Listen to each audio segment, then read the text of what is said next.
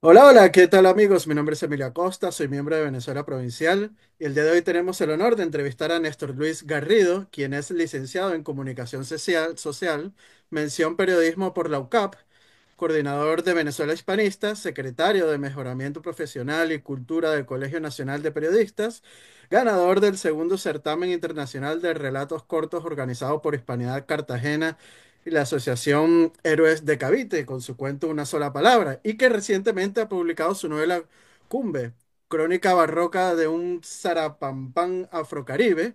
Y el día de hoy estaremos hablando sobre los cumbes, ¿no? Los pueblos, es decir, marrones de Hispanoamérica, porque recordemos que los esclavos fugitivos en ocasiones establecieron comunidades organizadas políticamente y que recibieron diferentes nombres: Cumbe, Palenque, Quilombo, Rochela, Mocambo, Maniel, etcétera, ¿no? Y en ocasiones fueron el origen de pueblos de negros libres, ¿no? Y bueno, de todo esto y mucho más estaremos hablando el día de hoy con Néstor. Así que bienvenido una vez más a Venezuela Provincial, tu casa, Néstor. Muchas gracias, Emilio, y un abrazo a todos los que nos están escuchando en esta tarde, noche, mañana, según cuando nos vayan a oír, desde Caracas, Venezuela. Bueno, un gustazo tenerte una vez más aquí por tercera vez en nuestro canal. Y bueno, antes que nada, Néstor, enhorabuena por la publicación de tu más reciente novela, Cumbe, crónica barroca de un Zarapampán afrocaribe. Y me gustaría que cuentes un poco a nuestro público qué te inspiró a la hora de escribir el libro, porque sabemos que la historia se ubica en San Juan de Cumbe, un pueblo ficticio de la costa barloventeña, en el que conviven dos pueblos de descendientes de cimarrones, cada uno con su santo patrono, cuyas celebraciones devocionales han generado una rivalidad marcada por la música y la historia de los héroes fundadores de la localidad. ¿Qué fuentes utilizaste también a la hora de documentarte? Háblanos un poco de todo esto que incumbe a Cumbe. Ah, Bueno, Cumbe es una larga historia, tiene una larga historia. Te remonta al año 2002, cuando se me solicitó, yo trabajaba en un canal de televisión y luego yo me separé, pero seguí trabajando en el mundo audiovisual como guionista. Y se me solicitó escribir una historia sobre una rivalidad. En ese momento, estábamos hablando de marzo de 2002, el entonces gobernador del estado Aragua pidió que se hiciera una historia sobre todo usando el folclore de la zona del litoral aragüeño y específicamente yo me inspiré en la ciudad de Choroní, donde existe ciertamente hay en la tradición de dos San Juanes que se pelean, el San Juan de Choroní y el San Juan de Turiamo, siendo Turiamo un pueblo que fue desalojado de su espacio vital para poner ahí una base naval, una base militar. Esa base militar fue en los años 50 y esa gente fue desplazada y se han ido para varias ciudades, pero una de las ciudades donde están es Choroní. Un poco exagerando el tema utilizando cualquier excusa para explicar la dinámica de lo que son las diferencias o cómo se puede hacer que pueblos hermanos se enemisten simplemente por el mal uso de la palabra, el mal uso del discurso público. Yo utilicé un pueblo ficticio, esta vez San Juan de Cumbe, donde existe otro que se llama otro pueblo que está ahí arrimado, que se llama San Juan de Palenque. Y como tú no mencionaste anteriormente, San Juan de Cumbe y Palenque, que son los dos pueblos enemigos, vamos a decir así, rivales, tienen el mismo origen. Cumbe y Palenque son exactamente lo mismo. Lo único que no se utiliza la misma palabra en ciertas zonas de Venezuela y hay otras donde sí se utiliza, que es más allá de la frontera, específicamente en Colombia, en México se utilizó esa palabra. Entonces, un poco haciendo la alegoría de lo que podría ser como un pueblo hermano o pueblos hermanos, pueblos similares, pudieran llegar a una confrontación tal que pudiera llegar a ser insalvable. Y la trama de Cumbe se mete en eso, sobre todo desde el punto de vista de la música. Entonces, un concurso musical puede terminar en una gran rivalidad. Nosotros, para escribir esta historia, debemos recordar que en el año 69 o 68-69 hubo una confrontación entre El Salvador y Honduras, llamada la Guerra del Fútbol. A partir de, de una final para México, México 70, creo que era la El mundial, el Mundial. mundial de a partir de de que uno le ganó al otro y hubo una trampa y no hubo trampa, que si un penalti mal contado, o sea, esas cosas que pasan en el mundo del deporte, eh, estos pueblos terminaron en una guerra que causó 4.000 muertos. Evidentemente no fue el fútbol, sino que fue la excusa del fútbol para, que exacerbó una rivalidad entre los catrachos, que son los hondureños, y los guanacos, que son los salvadoreños. Nosotros también tenemos otro ejemplo muy particular, fue la guerra del Perejil entre República Dominicana y Haití, también un poco entendiendo ciertos matices de xenofobia o de racismo que se utilizan cuando el discurso público lo utiliza para separar pueblos. Lo mismo sucedió en Ruanda con la guerra entre Hutus y Tutsis, que fue en el año 94, y que fue reseñado originalmente en la prensa local como una guerra tribal que terminó en un genocidio de 800.000 personas, ¿no? Entonces, a partir de eso, yo empecé a desarrollar esta historia que se hizo originalmente para, primero televisión, luego para cine, y en vista de la imposibilidad de conseguir dinero para una producción cinematográfica de esta envergadura, eh, y que estuviese a la altura del texto que se estaba proponiendo, en pandemia yo decidí convertir el guión en una novela.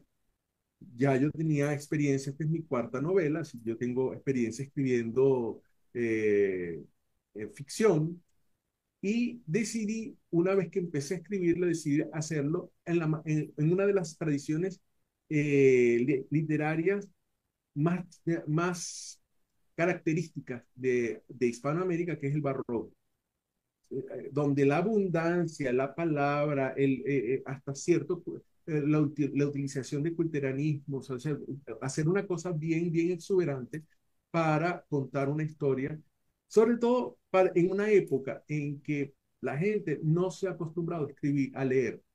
Las lecturas son rápidas, son superficiales, no van más allá, y eso está empobreciendo el lenguaje de la gente que está consumiendo, supuestamente está leyendo, pero en realidad lo que está es repitiendo cosas que aparecen en los celulares y que no tienen mayor trascendencia.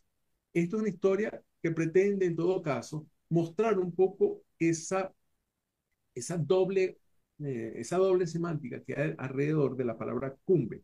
Cumbe o quilombo, o rochela, o batey, o palenque, o mocambo, siempre tienen una connotación de desorden, de zarampampan, que es la palabra que yo utilizo en el título, de una falta de cierta anarquía que caracterizan este tipo de pueblos y que por ahí, tratando de acomodar la anarquía, termina siendo una pueden llevarse las cosas a un lado o a otro según la naturaleza del discurso público. Y eso es para mí lo más importante en esta novela, es el tratamiento que traté de hacer del discurso público, cómo el discurso público puede utilizarse para construir este mundo maravilloso que para mí es Cumbe, esa ciudad, ese pueblo exuberante de casas pintadas de diferentes colores, donde la gente tiene unas tradiciones que están ahí, que tiene una gastronomía, que tiene una supuesta historia, tienen unos héroes, y cómo todo eso, con la misma palabra con la que se construye, la misma palabra puede también llevarnos a una situación de, de, a todo lo contrario, por decirlo así, para no ser un poco, no, para no desplazar la novela en este acercamiento que me estás haciendo, Emilio. Bueno, entrando un poco en materia histórica, Néstor, como bien decía la presentación y tú también lo has señalado ahora, Estas comunidades de pueblos cimarrones recibieron diferentes nombres, ¿no? Cumbe, Palenque, Quilombo, Rochela, Mocambo, Maniel, etcétera, ¿no? Quizás en Venezuela la palabra Rochela nos suena más familiar por el programa de humor Radio Rochela, ¿no? Y hay que decir que la palabra tiene origen procedente de La Rochelle, ¿no? Que es ciudad francesa de marcado carácter hugonote, ¿no? Y que fue asediada por más de un año en 1627 al 28 por las tropas de Luis XIII, ¿no? Y esa situación aparentemente dio origen al término y en Venezuela, en lo que es la zona de Cunaviche, durante la época provincial en Guayana, el historiador Ángel Rosenblatt cita lo siguiente: había una rochela de zambos, o sea, en su obra, ¿no? Y bueno, la palabra es corriente en Venezuela para usos frecuentemente que coinciden con los de Quilombo en el Río de la Argentina. Plata, ¿no? No es así, ¿no? Sí, sí, sí, la misma palabra que se utiliza, tiene ese doble carácter, el carácter de anarquía, que también tiene esa cosa medio de holgorio. Fíjate que la palabra cumbe, según lo que yo recabé y encontré, la misma palabra cumbe significa holgorio, significa fiesta en lengua bantú. Y luego esa se viene acá y toma otro significado, que son pueblos donde me imagino que había mucha fiesta porque hay gente que se escondía y salía hacia la libertad o lejos del dominio de sus amos, en pueblos en las montañas sobre todo, o en zonas de difícil acceso, donde se arrochelaban o donde se juntaban para tener, para alejarse de la esclavitud, siendo que la esclavitud tuvo, como todo proceso donde alguien pierde la libertad y es obligado a trabajar, no, evidentemente la libertad era un bien preciado para estas personas. El, en el caso de Venezuela, nosotros tenemos cumbres desde el principio de la presencia de los españoles en el siglo XVI, con la famosa rebelión del negro Miguel de Buría, en la zona de Barquisimeto, donde yo soy. Hay una historia de un famoso esclavo llamado Miguel, junto con su esposa Guiomar, que se rebelan en contra de Pedro del Barrio, que era su amo, de los primeros pobladores de lo que después fue Barquisimeto, porque todavía estamos hablando de Buría, que es la ciudad previa a Barquisimeto, Nueva Segovia, Buría, antes de llamarse Barquisimeto. Eh, eh, y había en la zona que ahora debe ser algo así como el estado de Yaracuy. eh, ahí había una mina de oro y él estaba esclavizado ahí junto con otros. Y en un momento determinado, aprovechando la debilidad de los amos, se rebelan y se van hacia la montaña y fundan un pueblo donde él se proclama rey, reina a Guiomar, nombran un obispo y nombran los diferentes, reproduciendo también un poco lo que ellos habían visto en lo que eran las fundaciones de las ciudades hispánicas de ese entonces, que para ese momento eran pocas. Pero ellos estaban ya asumiendo eso. ¿Qué era lo que pasaba? Estar, de cierta manera, asumir lo que ellos suponían que era África, si era que todavía no, o si lo conocían porque lo habían vivido, porque eran negros traídos, o, o reproduciendo lo que también posteriormente van a ser como los imaginarios de lo que era África, el recuerdo de una África que poco a poco se iba diluyendo. Ya vemos que con la misma existencia de un obispo y el rey, la reina y todo lo demás, había ya empezaba una especie de sincretismo eh, político, de organización social. ¿Dónde estaban ellos? En esos poblados de los cumbres, no solamente iban negros escapados, sino también negros libres. Debemos saber que había negros que podían comprar su libertad y que andaban por ahí realengos, o sea, es decir, no tenían una ocupación fija, o no trabajaban no tenían algún oficio, se iban también allá, también algunos indígenas también. Incluso se dice que había blancos que aprovechaban, que querían ponerse al margen de la ley, al margen del orden establecido, y se iban a esos pueblos. Eso te habla de que el cumbe siempre estuvo al margen de la ley, poniéndose sus propias leyes. Y eso te puede llevar a conclusiones, una historiografía que los exalta como precursores de la libertad y otra historiografía que simplemente los señala como guaridas de asaltacaminos. Delincuentes, sí.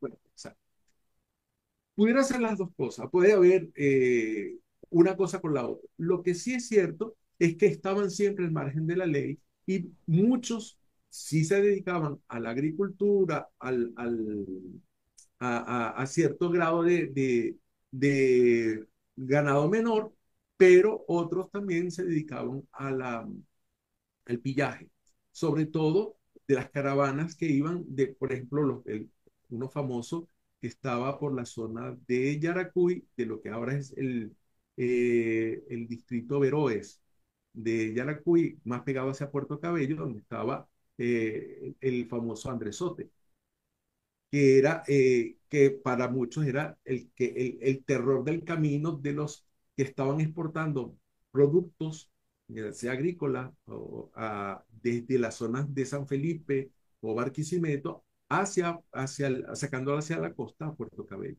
Muchos de ellos también tenían contactos directos con los holandeses que se habían establecido ya en Curazao y que desde Curazao propiciaban el contrabando.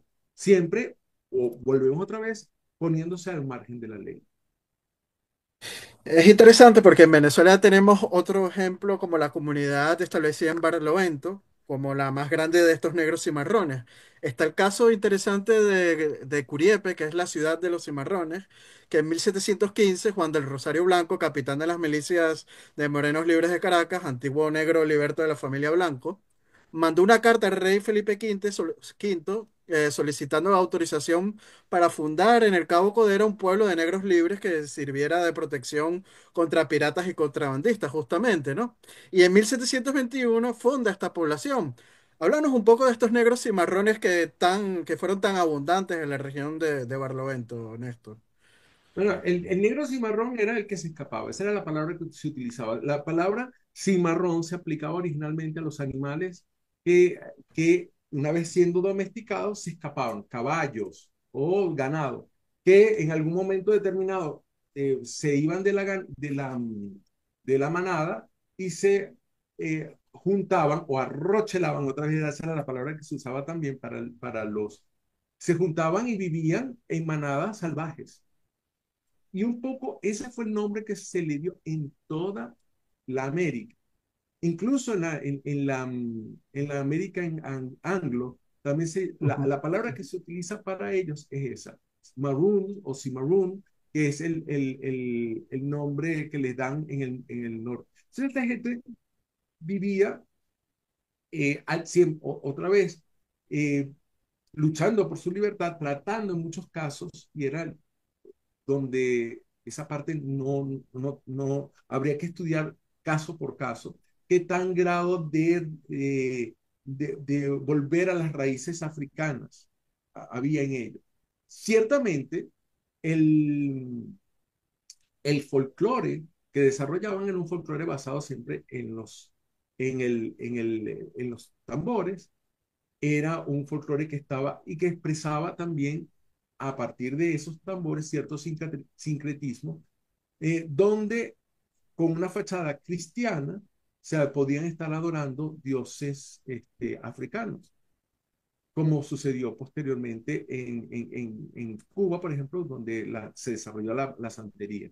En Venezuela, la santería no se desarrolló como tal, sino ahora que estaba llegando, pero como importada de las Antillas. Pero aquí se desarrolló también un culto paralelo al catolicismo, que tiene mucho de católico, pero no lo es del todo, pues es el culto a María Leonza, donde están las cortes. Una de esas cortes es la corte indígena y otra es la corte africana, siendo que la corte africana tiene elementos que siguen alimentándose de nuevas y nuevas deidades, y alrededor de la reina María Leonza, que es la reina de la montaña, que fue puesta, originalmente era una diosa indígena, después se españolizó, de hecho que María Leonza es representada como blanca, y se llama María, por supuesto. Esa María Leonza, esa corte africana, absorbe esas creencias estaban, que venían con los esclavos, siendo que los esclavos y los indígenas eran considerados neófitos por la Iglesia Católica y por lo tanto no estaban sujetos al peso de la Inquisición. Y de ahí que poco a poco fueron creando su propio culto, un culto paralelo. Eso es lo que podemos ver en cuanto a los negros y marrones. Cierto carácter levantisco puede tener esa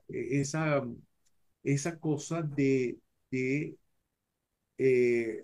venezolano que desciende de grupos afroamericanos y que también ha sido exaltada por la literatura, por la historiografía, en lo que desde hace mucho tiempo, no desde Se ha ahora. politizado también, como me has contado. Sí, en Venezuela bueno, está incluido dentro del plan de la patria el llamado de descolonización de la historia, de la que hemos hablado en otras ocasiones, pero es bueno recordarlo. Hay una particularidad y hay un plan específico para los afrodescendientes, llamado así afrodescendientes, de recuperación del orgullo, de recuperación del autorreconocimiento como afros, como negros. Y entre esas cosas que se tratan de recuperar está la palabra cumbre. La palabra cumbre, y esto es pura casualidad, yo no la tomé de ahí, ya yo había escrito la novela cuando me enteré de la existencia de este plan. Eh, la palabra, tratan de hacer del cumbre una nueva organización social para los afrodescendientes, de alguna manera como disgregándola del resto de la sociedad venezolana, eh, donde ellos van a recuperar su herencia, los colores, las palabras provenientes de lenguas africanas, pero sobre todo van a recuperar cierta organización social que según esa historiografía era de compartir, de trabajo comunitario, de trabajo de solidaridad, es decir, recupera a través de la romantización del cumbe, se está tratando de introducir cierta ideología socialista en el cual la gente pueda exaltar el elemento de la propiedad común y del trabajo común no remunerado, que es la famosa callapa. Eso está escrito así.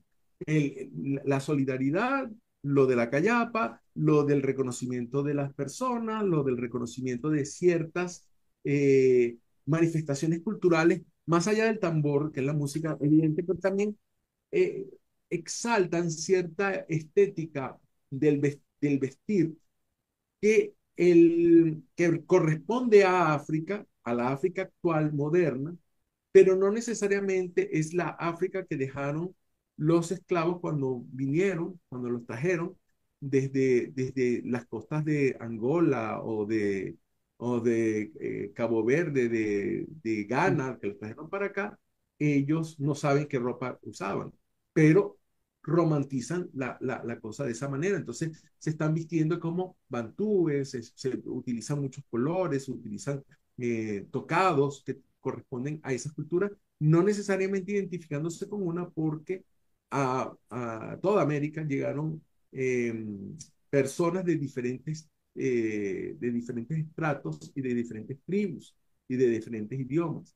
Por lo tanto, decir yo soy Yoruba o yo soy Mandinga o yo soy Wolof o yo soy de cualquier otra de las etnias africanas, es simplemente un deseo o una expresión que no se sabe exactamente porque aquí venían todos y todos estaban mezclados.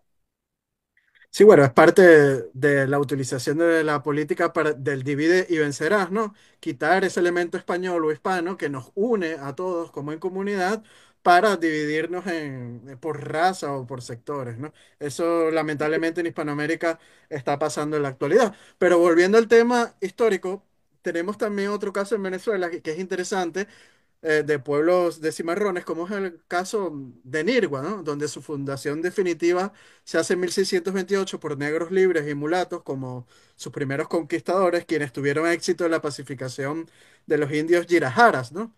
Y el control que mantenían los mulatos y pardos del cabildo y el gobierno se aprecia claramente en la figura del mulato Juan Martín de Oñate, quien era el regidor de la Santa Hermandad del primer cabildo de Nirgua en 1628. Esto derrumba el mito de que el sistema de castas en la época virreinal era algo existente, porque vemos en la legislación hispana que se daba la oportunidad de ascender socialmente a estos negros libres, ¿no es así, Néstor? No, evidentemente el negro podía incluso comprar su propia libertad y tenía aquí en el caso venezolano había, si podemos hablar de cierta casta o el uso de la palabra que se pudiera aplicar, que era más, era hacia los pardos, que era el nombre genérico de toda persona que tuviera algún tipo de mezcla. Siendo que aquí no se salvaba nadie, todo el mundo en realidad era más pardo que otro. Lo que pasa es que, por ejemplo, en el caso de los mantuanos lograron marcar la diferencia y decir nosotros somos blancos y se consideraban blancos y eran considerados blancos.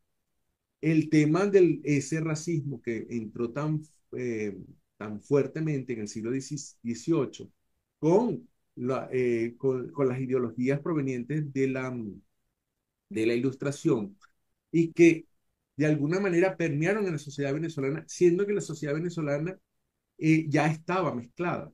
Entonces fue una gran contradicción y creo que una de esas grandes contradicciones son las que conforman esos grandes problemas existenciales de los grupos sociales que estuvieron relacionados con la emancipación, con la secesión de Venezuela del resto de la hispanidad y sobre todo de la metrópoli.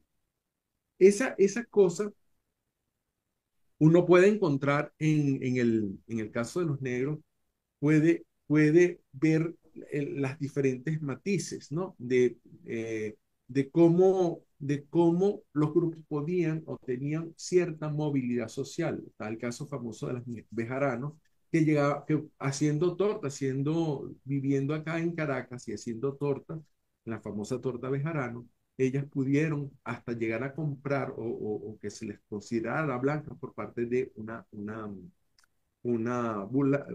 cédula real, pero ya a finales del siglo XVIII.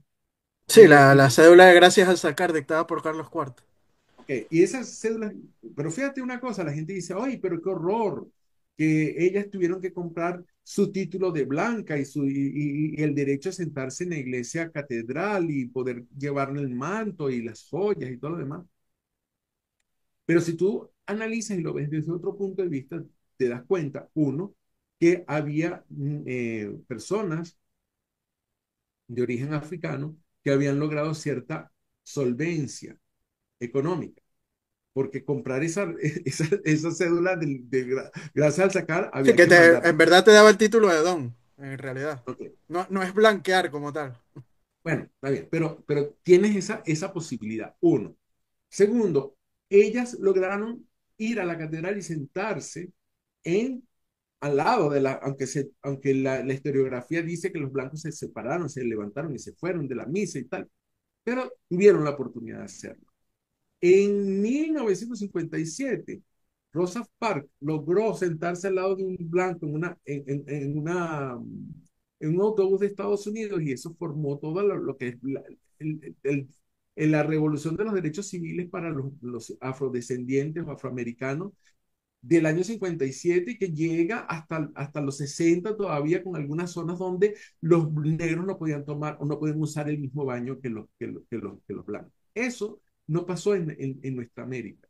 Nosotros eso no lo conocemos. Ahora, ¿qué ha pasado?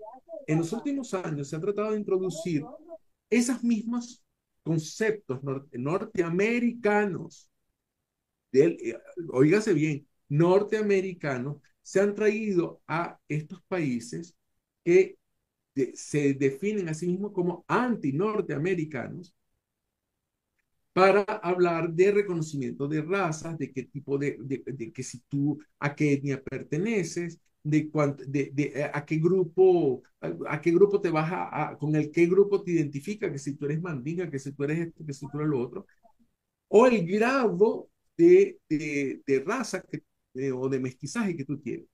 En el caso venezolano eso es imposible, porque hay gente conocida por mí que son rubios o azules y tienen sangre africana porque ahorita con los exámenes que se están haciendo les aparece la sangre africana, les aparece sangre del norte de África, de los bereberes que vinieron por parte de los canarios. O sea, hay cualquier cosa que hay gente que le sale raza malaya que no sabe dónde vino, pero la tiene.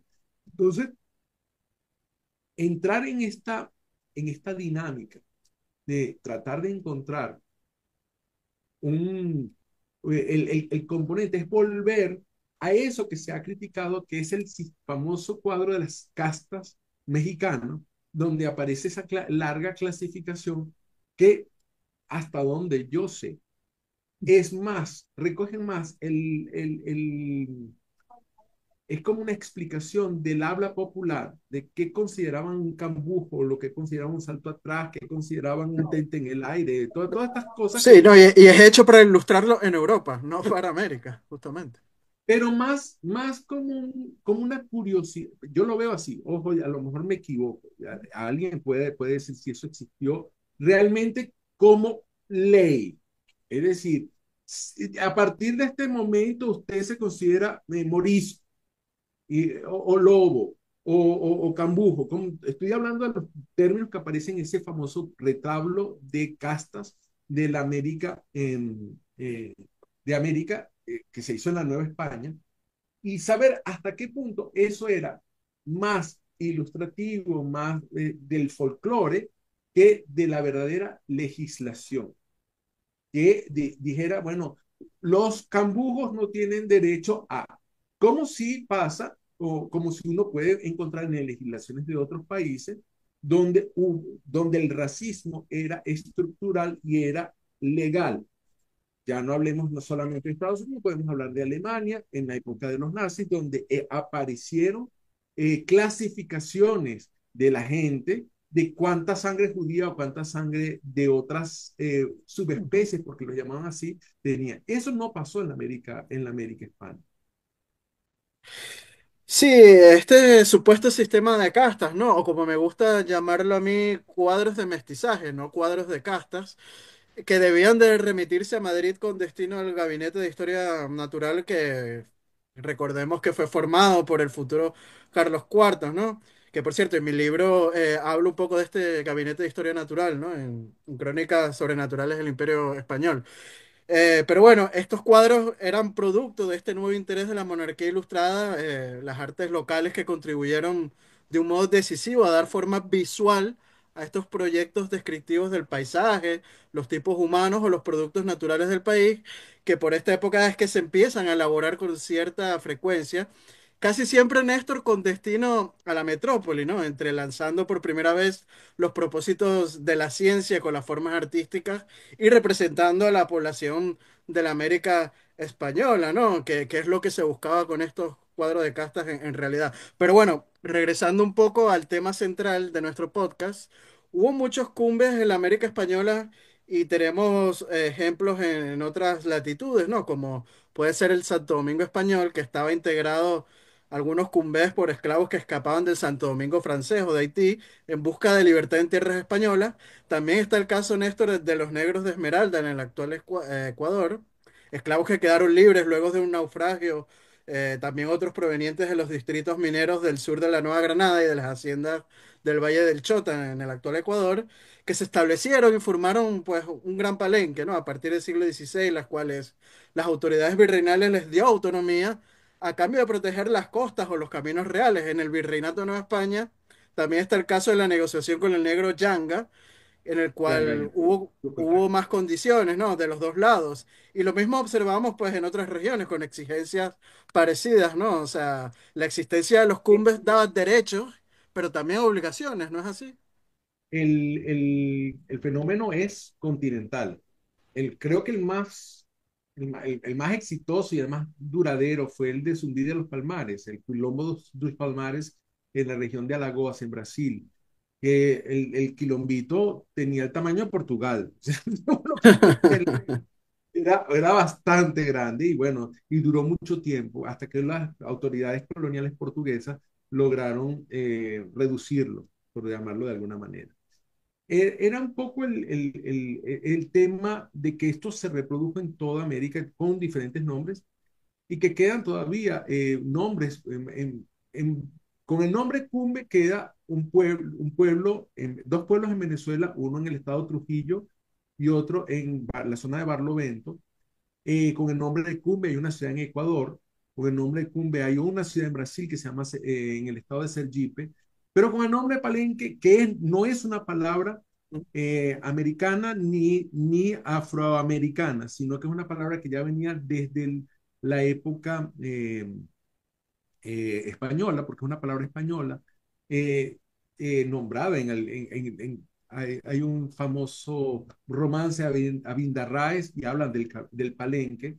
El Palenque hay en todas partes. En Colombia hay dos, Palenque de San Basilio, que es la que me sirve a mí de base para la historia del Cumbe. O sea, el Cumbe, lo pongo el Cumbe venezolano y el Palenque vendría siendo estos señores de Palenque de San Basilio, Colombia, o San Luis de Palenque en la zona del Casanare, en los llanos.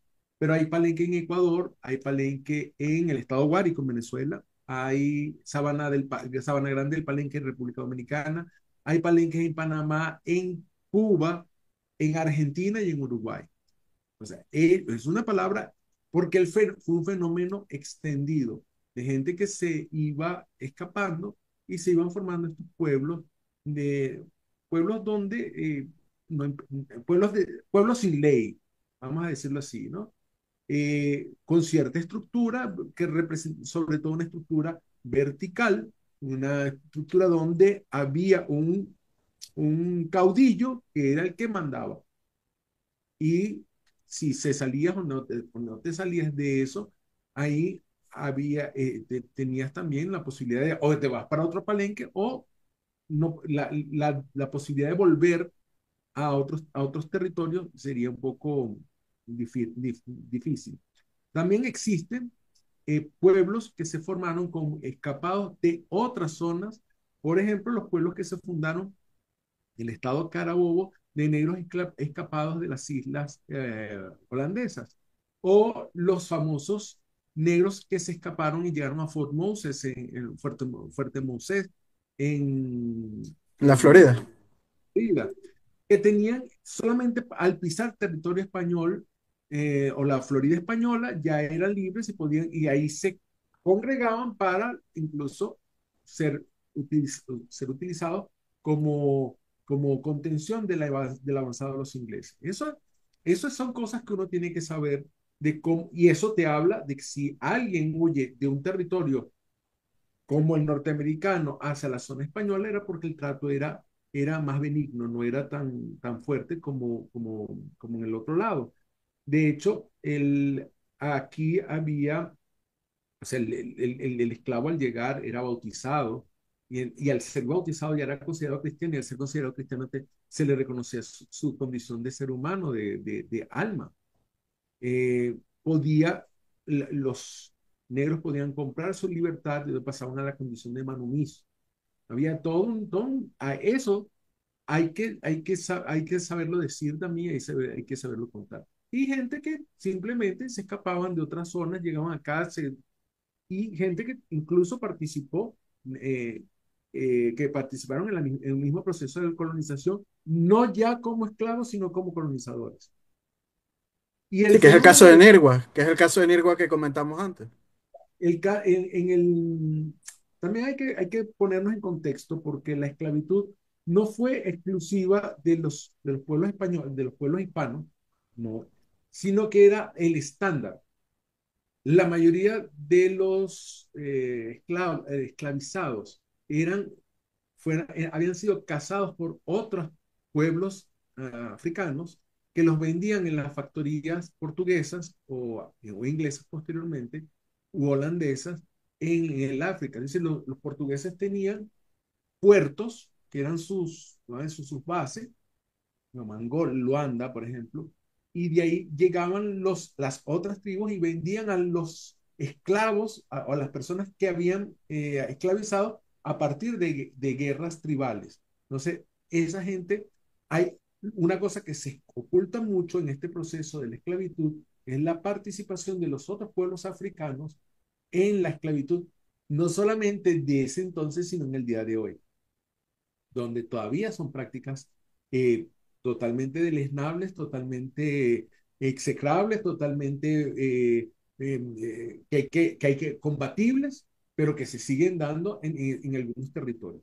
Y bueno, y aquí también existe otro tipo de esclavitud que con el uso de los migrantes, con el abuso de la trata de blancas, que son formas también modernas de esclavitud.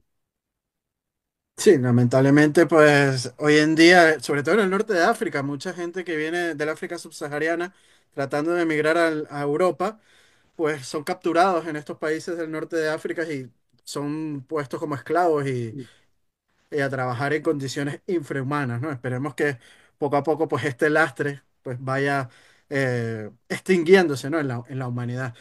Bueno, Néstor, de verdad que ha sido todo un placer hablar contigo. Ya estamos llegando al final de este podcast. Como siempre, un gustazo, pues, escuchar tus palabras. Y me gustaría también que le dijeras al público en dónde pueden encontrar tu novela, dónde pueden adquirirla en Venezuela y a nivel internacional también, porque nos ven gente de todas partes del mundo, ¿no? De España, de Norteamérica, de Sudamérica. Bueno, la novela, esta, Cumbe, se encuentra disponible en Amazon. En la plataforma Amazon en dos formatos, un formato para Kindle y un formato imprimible que sale a un precio bastante accesible en esta plataforma. En el caso venezolano, los libros se imprimieron se pueden conseguir en la librería El Buscón. En este momento están agotados, pero estamos sacando una segunda edición para colocarlas ahí en el Bookcom. Recordar siempre que esta es una novela que está apoyada por el Espacio Ana Frank, una organización, una ONG de aquí de Caracas, y por la AB Ediciones de la Universidad Católica Andrés Bello, donde yo fui profesor y soy egresado.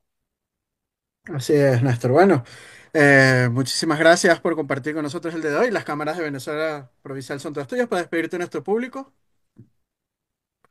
Muchas gracias, Emilio. Muchas gracias, gente que me está oyendo. De verdad, ha sido para mí un placer despedir el año con una entrevista tan interesante sobre el caso de los cimarrones, que que formaron parte y forman parte de la historia de Venezuela y de toda Hispanoamérica y que tienen cosas que decirnos sobre cómo era la dinámica de ese imperio y cómo funcionó y qué cosas son verdad y qué cosas son mentiras. Hay que estudiarlo más, hay que educarse sobre el tema y aprender a partir de ese el reconocimiento de que esa población es la que conforma hoy eh, parte de la identidad de nuestros pueblos, sobre todo los del Caribe, donde hubo más presencia de africanos o evidente, vamos a decir así.